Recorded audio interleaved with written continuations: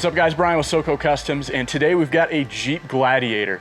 Admittedly, I was not a big fan of these when they first came out until I saw the first one with a lift and thought they were pretty darn cool. So this one in the bright white went up 3.5 inches on the rough country kit. This is a great kit. We got it out on dirt, really helps out on the washboard roads that we've had around here.